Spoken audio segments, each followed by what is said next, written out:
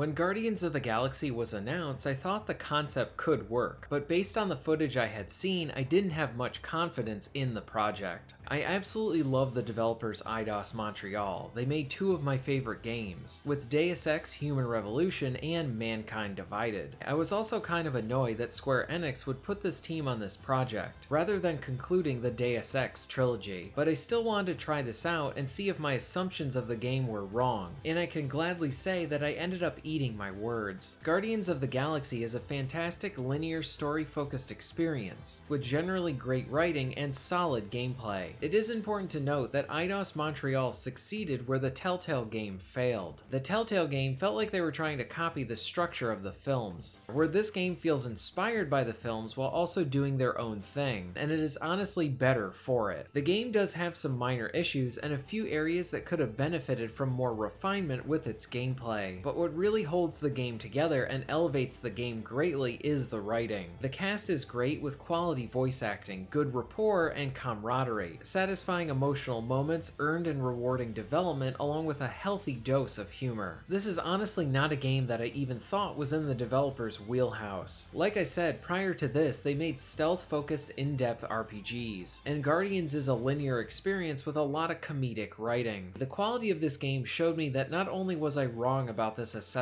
as well, but they were the right developer for the job. I think many may have not wanted to jump into this title, since the Avengers was a very flawed experience, but Guardians more than makes up for it, and it's easily one of the best games of 2021. Not yet. Come on, guys. You're Drax the Destroyer, man. You killed Thanos. Allegedly. Are you gonna let a little fine slow you down?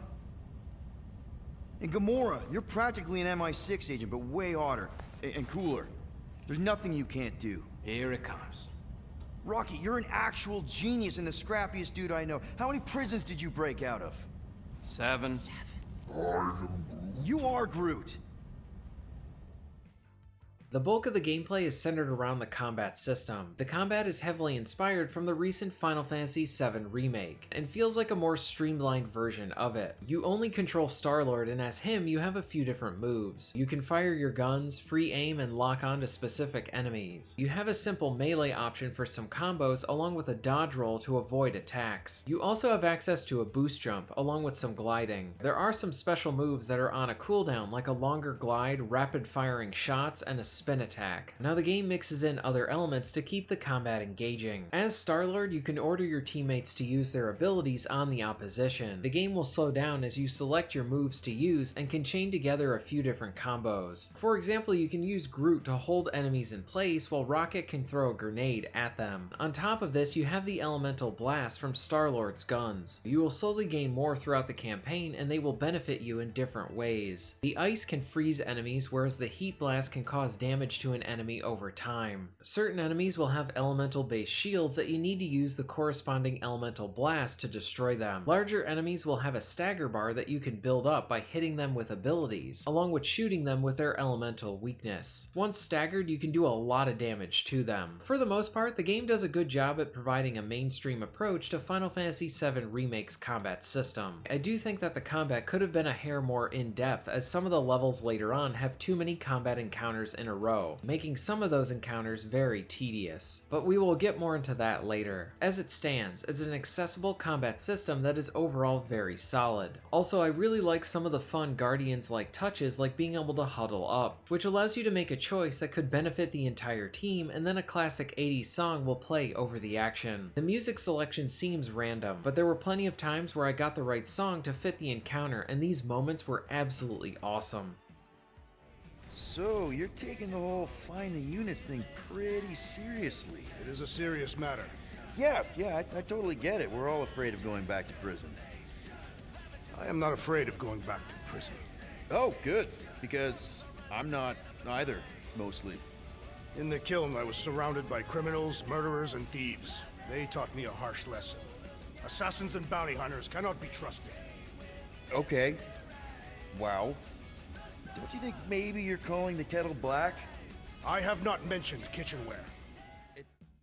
Boss fights are where the combat is at its best, where you are usually focused on one very large enemy or a few. Most of these encounters are really awesome as they are a bit more involved than a normal fight and have a great presentation to them. The squid boss is pretty awesome as it is a multi-stage fight that has you attacking each of its tentacles. Some of the bosses have interesting one-off mechanics, like two guys who become invulnerable when they are together and you can only damage them when they are apart. Outside of the main combat, there are other forms of gameplay here as well. This includes some light platforming, scanning the environments for supplies, sliding events that are short and fun, light puzzle solving, making choices, and ship combat. The environmental exploration is very limited with this being a very linear game, but there are a decent amount of side areas to grab more items. You can use these to upgrade Star-Lord, and experience points can be used to unlock new moves. Some of the environments will require you to use your squad to help you out, like Gamora helping you to get to a higher level. Along with this, the puzzle solving is very light and mostly leads the player to the answer. Do not expect very involved puzzles, but rather decent distractions from the combat. The most involved of the additional gameplay moments are the choices. In some cases, choices will slightly change the story, and in others provide a more interesting result, like gaining allies in the final battle. Again, this game was made to appeal to the broadest set of players, so do not expect BioWare levels of choice, but there is enough here to keep these situations interesting, engaging, and suspenseful depending on what is going on. The ship combat is really good and heavily inspired by Star Fox. I honestly wish that there were more ship sequences. The story, characters, and general writing is the true star of the show. What really pulled me in at the start is how the crew are consistently talking and have great chemistry with each other. While walking around the ship, someone would be commenting on something or having an argument or teasing someone. There's a lot of camaraderie on display and much of it is very humorous. Many times characters will trade back stories or adventures that happened before the game. All of this little stuff adds up to sell the chemistry along with establishing their relationships with each other. The first sequence on the ship is what gave me the confidence that this game was gonna be awesome. Early on there is a plotline that provides an emotional angle to the story with Peter. Later on, each of the characters get their own moments and satisfying development. For example, there are many parts where the team becomes better at becoming a team, and all of these elements feel earned. I really like seeing the characters overcome their own fears to help out one of their own. The story is not afraid to focus on the flaws of these characters while showing their more heroic sides as well. I also like how some of the collectibles are used as optional discussion points that you can have with team members on the ship. The main narrative allows for each party member to shine, providing satisfying development and earned moments along with a constant string of humor. At the very least, the game will make you smile, and at its best, it will make you really laugh.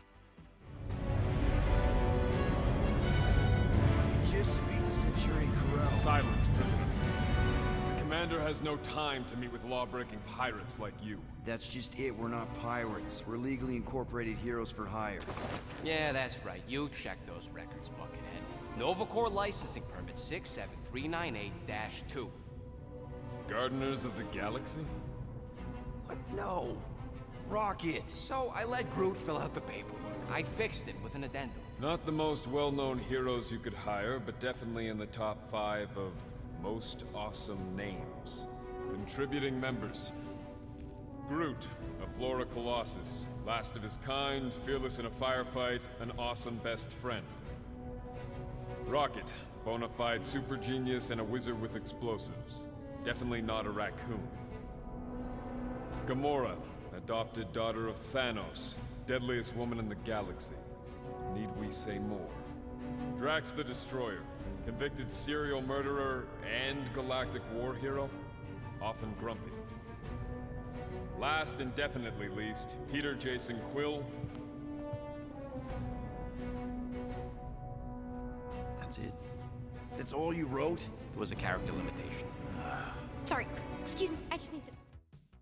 While I enjoyed about 90% of the writing, narrative, and execution, there were a few points that I think could have been just a bit better. For example, the first 5 minutes of the game is a bit cringy in how the lines are delivered. This is the first of a few flashbacks, and oddly enough, it's the weakest of the bunch. One thing that I found annoying for the first hour or so was the use of the word flark. This is a substitute so that the game can get away with the F word in a teen-rated game. Rocket overuses this a lot in the early hours. Oddly enough, I found this less annoying as the game went on, but it's still still worth noting. There are a few parts in the story that can get a bit muddled in the explanation. I feel like some of these revelations could have been handled just a bit better. And lastly, about half of the female characters have that version of the annoying side haircut thing. That usually means the quality of writing will be bad if you see this type of stuff in entertainment nowadays. Oddly enough, the writing does not have any political pandering, man-hating, or SJW stuff in it. On the flip side, I was surprised that the game actually mentions and has a discussion on heaven, and it is in a positive light, something that is rarely seen in mainstream entertainment now, and I appreciated it here. Outside of some visual and audio bugs, my last two flaws I want to focus on is the slow start and parts of the combat. From a gameplay standpoint, the game doesn't really hook you in until about 1 or 2 hours in. The combat mechanics are slowly introduced to the player, and this might annoy some more hardcore players. About halfway through the first mission, the combat gets more interesting, and during the entire time, the story does help to carry the game, as the combat mechanics are introduced. Like I said before, I generally like the combat, but it could have been a half step or more in depth to make it more engaging. The encounters here become more frequent in the last fifth of the game, and this can cause some of them to feel tedious. I have 2 suggestions to add to the combat. For one, I wish you could change who you were controlling, since the melee-focused characters like Gamora or Groot could offer vastly different gameplay than Star-Lord, who mainly uses guns. Along with this, I think it would have been cool if Star-Lord's guns could transform into other guns like machine guns, shotguns, or a rocket launcher. To clarify, the combat system is good, I just think it could have been a bit better. Overall, Guardians is a great time.